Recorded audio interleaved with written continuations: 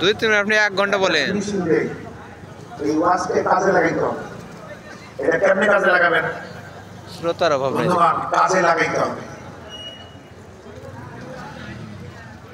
কি কাজে লাগাবেন?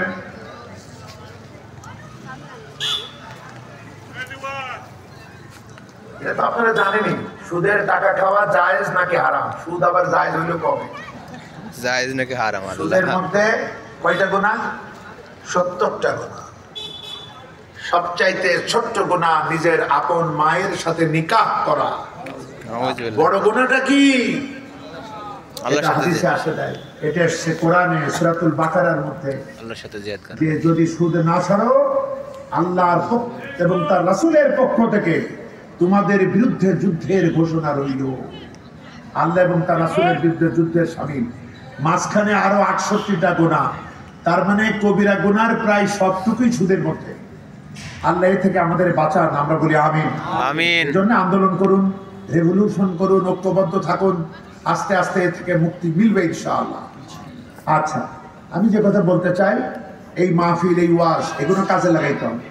আখিরি জামানা শুধু সুরসার সুন্দর চেহারা মানান এগুলা দেখে আর খুব মজার মজার কথা এইগুলা শুনে সময় নষ্ট করবেন না।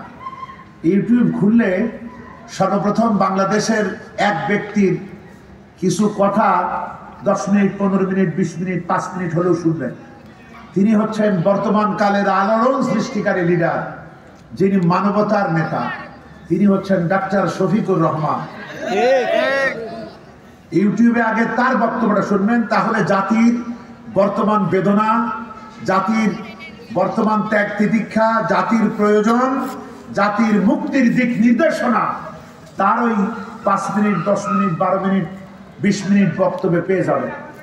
এইটা শেখেন এবং এইটা নিয়ে ভাবেন, ওই কথাগুলো আপনার ভাষায় নিয়ে মানুষকে বলেন।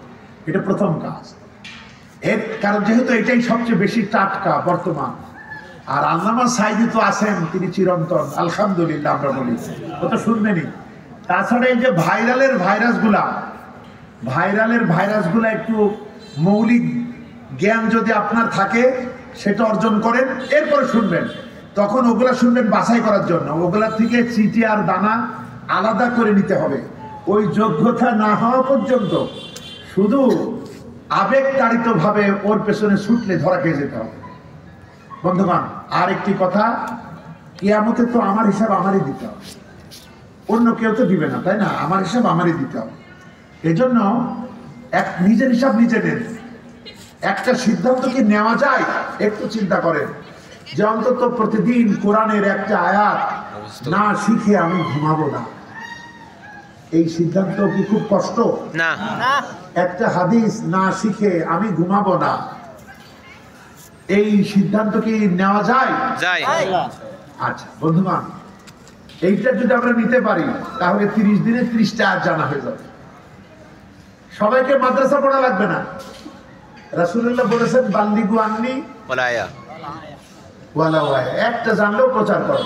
দাঈলাল্লাহ হওয়ার জন্য এত ডিগ্রি ফিগ্রি লাগে না। দাঈলাল্লাহ হওয়ার জন্য আল্লাহ এবং তার রাসূলের মেসেজটা ঠিক মতো জানতে হয়।